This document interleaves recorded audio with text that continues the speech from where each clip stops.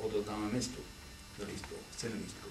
Takže to je tiež není zanedbateľná položka, a keď vám to vyjde, všetko si spočítate, tak asi pre ten klub dostane veľmi málo peniazy, a pokiaľ ešte zaplatíme za výdatný zápas, to vtedy doláme ešte, som povedal, z rozpočtu, vôbec nám to nekryje ani zále potreby. Preto vidíme ceny športových cen, nejakých ľudia idú a dávajú trojnásobné, štvornásobné lístky, teda vstupné za lístky dávajú bez mihnutia oka, a u nás dávame 90 a 100 korún, to sú dve cenové úrovne, tak je to, som povedal, neadekvátne tomu, čo my tu musíme platiť vlastne majiteľovi štadióna za služby, ktoré tu musíme vlastne nejaké zápasu, ktoré sú povinné, že musíme vlastne splniť všetky opatrenia, ktoré sú záväzné, tak nám vychádza, že až nad 5000 divákov z ceny vstupného niečo zostane klubu. Až nad 5000 divákov.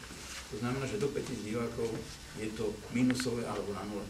To znamená, že keď sme sa o tom rozprávali, všade inde, k pomeru k príjmom, platom sú všade inde ceny vstupného vyššie. Tu chcú diváci kvalitné výkony, tu chcú bojovať o titul, chcú bojovať o víťazstvo v pohári, ale chcú dávať lístok ako keby tu boli nejakí kolotočári, alebo ako keby tu bola nejaký hodový zápas. Viete, o to ide, že nie je to rovnováhe. My sme veľmi ale opatrní, vieme, že to môže vyvolať reakciu, odpor u ľudí, že chceme zvýšiť. My keď sa budeme to musieť asi urobiť, pokiaľ to urobíme, tak nech to nevidia nič iné, len to, že ten klub tie peniaze potrebuje aj na nákup hráčov, aj na prevádzku, aj na mládež. Jednoducho nepotrebujeme sa nejakým spôsobom obohacovať dostupného. Takže to je veľmi citlivá otázka, ktorú musíme riešiť. Na jar sa budeme výstupné. Na jar už zrejme sa nebudeme výstupné, pretože nevieme, či je vhodná klíma na to, aby sme to zmenili, ale ja predpokladám, že malo by k tomu dojsť v novej sezóne. Ale zvlášť, keď dosiahneme úspech, vtedy sa môžeme samozrejme aj skôr zviditeľniť nejakými inými cenami vstupení. V západnej Európe sa sú na také vyslovene dobré zápasy, to znamená derby zápasy, tam sú pohyblivé ceny, to je všade, takže možno aj tu by to stalo za úvahu teraz zápas so Žilinou, so Slovanom, to je otázka o budúcnosti.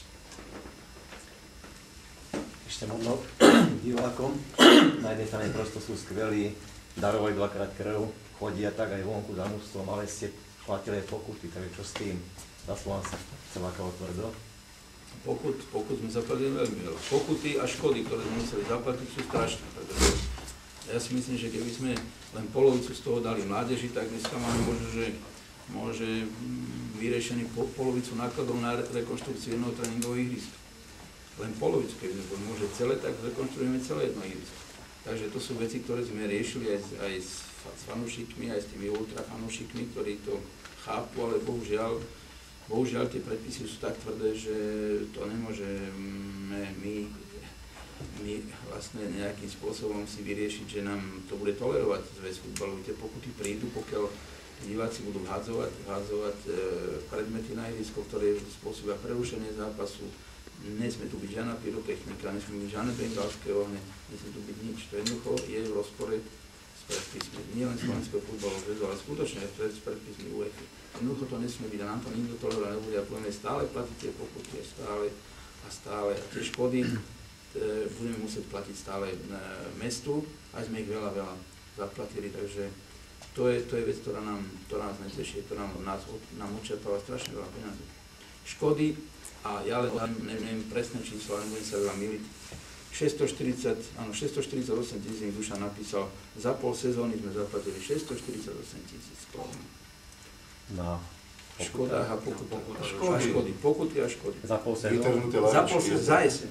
Za jeseň? 648 000. Takže si zoberte, že to sú pekné šajby a my sme ich museli zaplatiť, pretože zväz si to kontroluje a mesto nám tvrdo všetko vyfakturuje, dokonca nás upozorní, keď neplatíte, budú problémy, dajú nám penále, my sme to všetko museli dorovnávať. A zoberte si, keby to pokračovalo, tak máme za celú sumu 1 300 000, len matematicky, a za 1 300 000 máte zrekonštruované krásne jedno ihrisko pre mládež. Aj dve. Aj dve možno. toto sú tie problémy. Čiže na jednej strane máme najlepších divákov na Slovensku, a možno aj v Čechách, môže v celom Československu, ale na druhej strane možno nikde nerobia také problémy ako nám. Pred sezónou ste zaviedli kamerový systém, pomohol po tejto stránke niečo? Pomohol v tom, že sme mohli na svoju obranu polícii odovzdať, futbalovému zväzu sme mohli odovzdať vlastne nahrávky z toho najťažšieho zápasu so Slovanom. Nevieme, či nám to pomohlo, pretože tú pokutu sme dostali vysokú, tak či tak. Zatiaľ nie je obvinený žiadny divák zo Slovana, zatiaľ, na základe tých záberov. Zatiaľ je to celé zablokované, z hľadiska informácií my nevieme nič, môže vyšetrovanie prebiehajú, i keď sa mi to zdá byť veľmi dlho.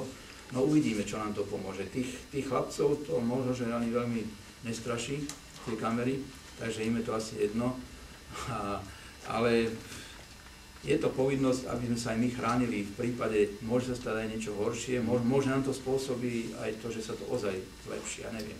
Ten kamerový systém je potrebný.